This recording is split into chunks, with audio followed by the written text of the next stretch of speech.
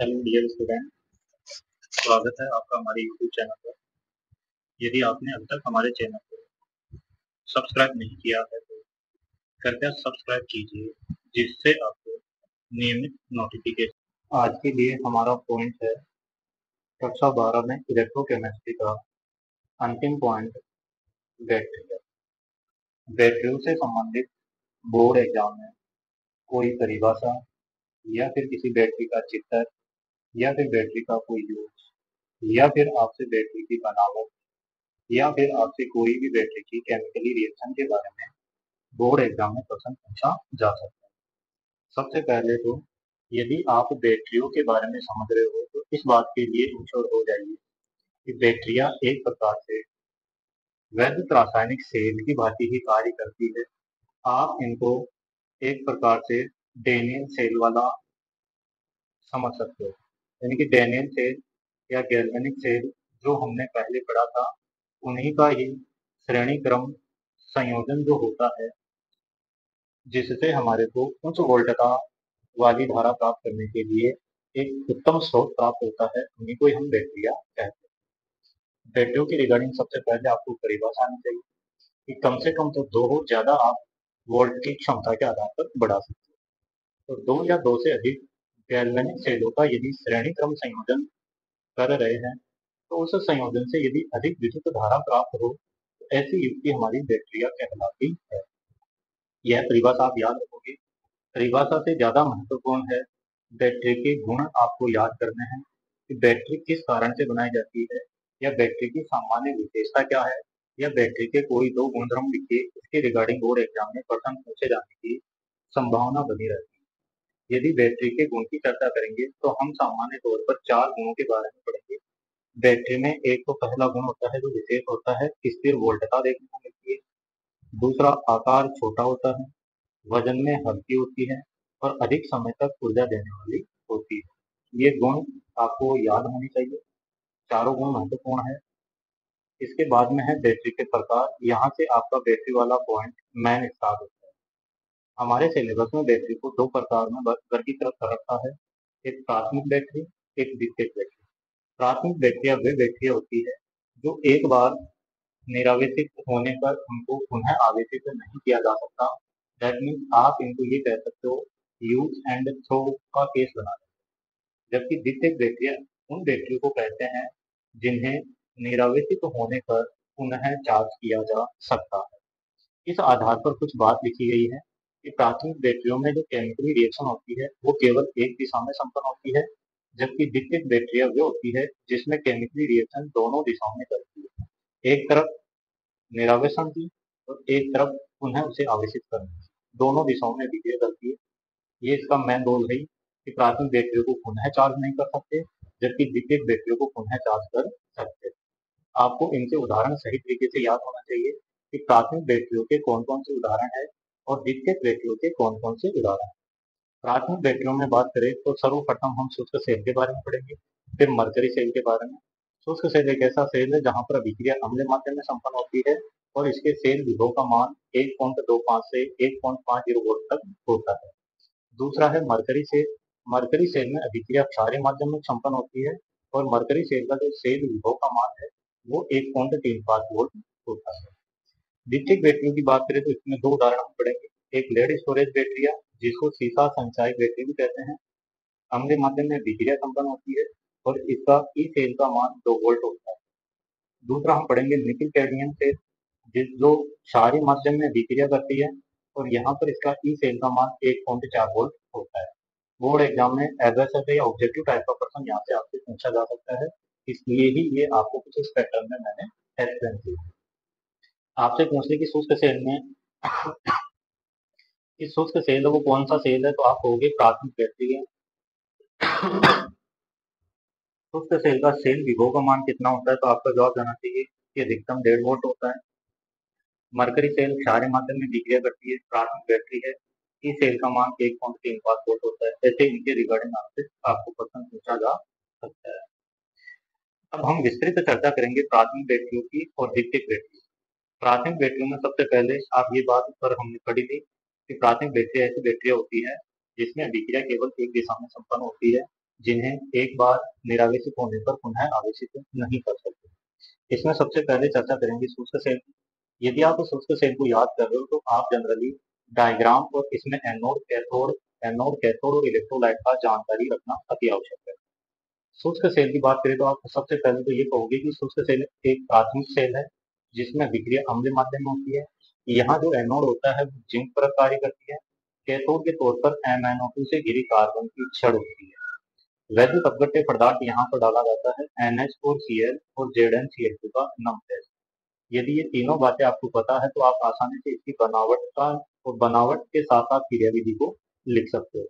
बनावट में आपके द्वारा लिखी जाएगी कि शुष्क सेल में एक Zn की परत चारों तरफ लेयर बनी जाती है जो एनोड की भांति कार्य करती है और अंदर कैथोड के तौर पर MnO2 से घिरी कार्बन की छड़ को लगाते हैं और एनोड और कैथोड के बीच में वैद्युत अपघट्य पदार्थ NH4Cl और ZnCl2 का नम टेस्ट भर दिया जाता है।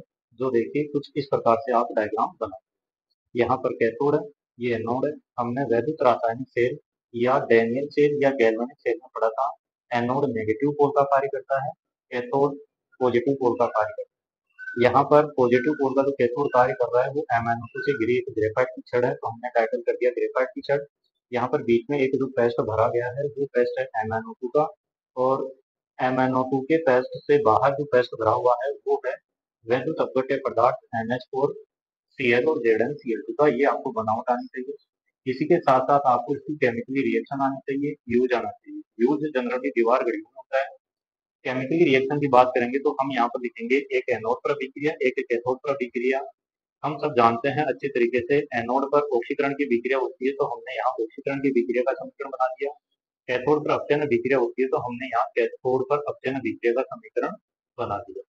किस प्रकार से समीकरण लिखोगे? आप लिखोगे कि Zn है वो जिंक आयन में जा रहा है, 2 इलेक्ट्रॉन रिलीज कर रहा है। कैथोड पर जो NH4 प्लस आयन है वो NH3 में जा रहा है, हो गई इसकी अपचयन की विक्रिया। MnO2 है ये Mn2O3 में जा रहा है, 2 इलेक्ट्रॉन यहाँ पर प्रयुक्त हो रहे हैं। ओवरऑल अभिक्रिया कौन से माध्यम में हो रही है? तो ये अभिक्रिया अम्लीय माध्यम में हो रही है, जो यहाँ पर इंडिकेशन NH3H+ के साथ लिंक होकर NH4+ के केस में शो हो रही है। नेक्स्ट समीकरण में स्पेक्ट्रल को आप हटाओगे, इलेक्ट्रॉन से इलेक्ट्रॉन कैंसिल आउट हो जाएगा। बाकी बचे घटक में प्रोडक्ट एक तरफ लिख दो, रिएक्टेंट एक तरफ लिख दो। इस प्रकार से ये रिएक्टेंट हो गया आपका और इधर का मामला पूरा प्रोडक्ट का हो गया। ये केमिकली रिएक्शन आप लिखोगे। इस प्रकार से हमारा शुष्क सेल कंप्लीट हुआ। फिर से इसका रिवीजन करना, क्या क्या बात बताओगे आप? आपके द्वारा बताया जाएगा कि शुष्क सेल में एनोड का कार्य Zn की तरफ करती है, कैथोड का कार्य MnO2 से घिरी कार्बन की छड़ करती है, वैद्युत अपघट्य का कार्य NH4Cl और ZnCl2 का नम टेस्ट करता है। ये डायग्राम बनाओगे, यूज लिखोगे दीवार घड़ियों में। केमिकल रिएक्शन एक एनोड पर एक कैथोड पर और नेट की प्रतिक्रिया लिखी जाएगी। प्राथमिक बैटरियों में दूसरी बैटरी का जो प्रकार है वो है मरकरी सेल। मरकरी सेल में भी आप ये तीनों क्रम याद रखोगे। पहला है एनोड का कार्य कौन करता है, दूसरा कैथोड का कार्य कौन करता है, तीसरा वैद्युत अपघट्य पदार्थ क्या डालता है। तो आप लिखोगे कि एनोड का कार्य Zn का पात्र करता है, कैथोड का कार्य HGO से घिरी कार्बन की छड़ या ग्रेफाइट की छड़ करती है, और वैद्युत अपघट्य के तौर पर यहाँ डाला जाता है HGO और KOH का नम टेस्ट। दैट मीन्स KOH यहाँ एक क्षारीय माध्यम उत्पन्न करता है। इसका जो ई सेल का मान है वो होता है 1.35। और मरकरी सेल का यदि उपयोग देखा जाता है तो जनरली इसका उपयोग आप घड़ियों में, जो हाथ की या कलाई की घड़ियां होती है उनमें कर सकते हो, सुनने वाले यंत्रों में होता है और कैमरा में होता है। इसी के साथ साथ आप इसकी बनावट लिखोगे। बनावट के बाद में आप इसकी केमिकली रिएक्शन जनरली लिखेंगे। नेट अभिक्रिया ही मेरे द्वारा लिखी गई है, आप बोर्ड एग्जाम के लिए इसे भी याद करके जा सकते हो। बोर्ड एग्जाम में आपको कभी भी टुकड़े में अभिक्रिया नहीं पूछता है, सीधी सी अभिक्रिया पूछता है कि मरकरी सेल की रासायनिक अभिक्रिया का समीकरण दीजिए। तो आप यहाँ पर ये समीकरण डाल सकते हो कि Zn है वो तो ZnO में जा रहा है और जो HGO है वो Hg में जा रहा है। इस प्रकार से ये आपका मरकरी सेल कंप्लीट हुआ। फिर आता है द्वितीयक बैटरी। द्वितीयक बैटरी में ये दोनों बातें हमने ऊपर पढ़ी हुई थी कि द्वितीयक बैटरियां वे बैटरियां होती है जिनमें रिएक्शन दोनों तरफ संपन्न होती है और एक बार निरावेशित होने पर उनको पुनः आवेशित कर सकते हैं। ध्यान रखना, जितनी भी बार ये निरावेशित होगी उनको हम पुनः चार्ज करके पुनः आवेशित कर सकते हैं। इसमें जो सबसे अच्छा उदाहरण आता है वो सीसा संचायक सेल के बारे में आता है। सीसा संचायक सेल में भी आप तीनों टर्म्स याद रखोगे, एक एनोड, एक कैथोड और एक वैद्युत अपघट्य। एनोड का कार्य Pb का ग्रेड करता है, कैथोड का कार्य PbO2 का ग्रेड करता है। वैद्युत अपघट्य के तौर पर यहाँ पर डाइल्यूट H2SO को डाला जाता है जो 38% डेंसिटी में मिलेगा आपको। यहाँ पर इसका डायग्राम बनाया गया है। ये H2SO4 का सोल्यूशन भरा हुआ है। 3 प्लेट हमने यहाँ पर कैथोड की लगा दी, 3 प्लेट हम यहाँ एनोड की लगाएंगे। एनोड नेगेटिव पोल का कार्य करेगा और पॉजिटिव पोल का कार्य कैथोड करेगा। कैथोड पर ऑक्सीकरण की विक्रिया होती है अपचयन की, तो आप बताओगे कैथोड पर अपचयन की विक्रिया संपन्न होती है, एनोड पर ऑक्सीकरण की विक्रिया होती है। आप इसकी विक्रिया लिखोगे तो कुछ इस प्रकार से विक्रिया लिखोगे। जनरली इसका यूज किया जाएगा मोटर गाड़ियों में। सेल रिएक्शन लिखोगे तो एक एनोड की विक्रिया, एक कैथोड की विक्रिया। एनोड पर PbSO4 माइनस PbSO4 बना रहा है, 2 इलेक्ट्रॉन रिलीज कर रहा है। कैथोड पर PbO2SO4 माइनस 2 इलेक्ट्रॉन एक्सेप्ट करके PbSO4 में जा रहा है। ओवरऑल इस विक्रिया में प्रोडक्ट में आपको PbSO4 प्राप्त होते हैं।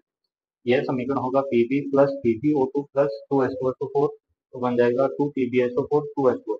जैसे अभिक्रिया में यह घटना होगी तो एक बार यदि दिशा चल रही है, अभिक्रिया एक दिशा में चल रही है, तो हम कहेंगे कि इस समय बैटरी वर्क कर रही है, यानी कि निराविष्ट की घटना हो रही है।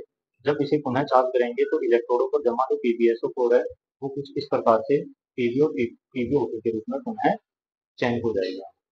इसके बाद में आता है आपका nickel cadmium cell. Nickel cadmium cell के बारे में भी आप 3 तथ्य पढ़ोगे। एनोड, कैथोड, वैद्युत अपघट्य। एनोड रहेगा Cd का ग्रिड, कैथोड रहेगा NiO2 युक्त धात्विक जाली, वैद्युत अपघट्य के तौर पर रहेगा KOH।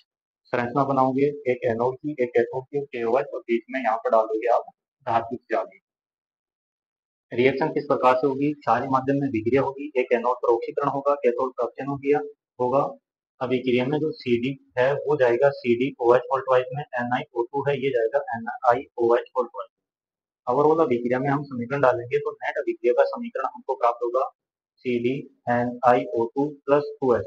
ये अभिकारक पक्ष हो गया और उत्पाद में आपको कैडमियम हाइड्रोक्साइड और निकिल हाइड्रोक्साइड प्राप्त होगा। आप इस अभिक्रिया को अच्छे तरीके से याद करके जाना, बोर्ड एग्जाम में पूछे जाने की संभावना बनी रहती है। उपयोग की बात करें तो इसका उपयोग फोन में होता है, पेजर में होता है, मोबाइल में होता है। इस सेल की यदि हम जनरली एक कंडीशंस देखें तो ये कंडीशंस आपसे एग्जाम में पूछी जा सकती है कि हमने ऊपर जितने भी सेल के बारे में पढ़ा, जैसे शुष्क सेल पढ़ा, मरकरी सेल पढ़ा, सीसा संचायक सेल पढ़ा, इनको सील बंद नहीं किया जाता है। जबकि जो निकिल कैडमियम सेल होता है इसको सील बंद किया जाता है। सील बंद क्यों किया जाता है? क्योंकि इसमें किसी भी प्रकार की गैस का उत्पादन नहीं होता है, इसीलिए इनको सील बंद किया जाता है। इसके बाद में आपका पॉइंट है ईंधन सेल, जिसको H2O2 सेल के नाम से भी जाना जाता है। ईंधन सेल के बारे में भी आपको पता होना चाहिए। बेसिकली बोर्ड एग्जाम में यहाँ से प्रश्न पूछे जाने की प्रॉपर संभावना बनी रहती है। सबसे पहले ईंधन सेल के बारे में आप डायग्राम देखोगे, डायग्राम के आधार पर एनोड कैथोड पर होने वाली अभिक्रिया नेट समीकरण लिखोगे, इसका यूज लिखोगे, क्या इसकी घटनाएं हैं वो देखोगे। सर्वप्रथम तो देखिए यहाँ पर जो ईंधन सेल जो H2O2 सेल होता है, इसमें एनोड पर तो होती है H2, कैथोड पर होती है O2। H2 यहाँ पर H2 में चेंज होती है और O2 यहाँ पर हाइड्रोक्साइड आयन में चेंज होती है। अब वो अभिक्रिया में हम देखें तो एक तरफ उत्पाद में अभिकारक में तो डाला जाएगा H2O2 और उत्पाद में हमको मिलता है जल। यूज देखा जाता है तो दूरदर्शन प्रसारण केंद्र में ऊर्जा शक्ति के रूप में इसका उपयोग किया जा सकता है। और एक इसका जनरली पहले जो प्रयोग किया गया था उसके बारे में मैंने नोट का बिंदु लिख रखा है कि इस सेल का जो उपयोग होता है वो अपोलो अंतरिक्ष कार्यक्रम में विद्युत ऊर्जा प्राप्त करने के लिए किया गया था। और यहाँ पर H2 के स्थान पर हम मैथेन, C2H6, C3H8 इत्यादि गैसों को भी ईंधन के रूप में प्रयुक्त कर सकते हैं। ये हमारा ईंधन सेल कंप्लीट हुआ। इस प्रकार से इस टॉपिक में जो सेल के रिगार्डिंग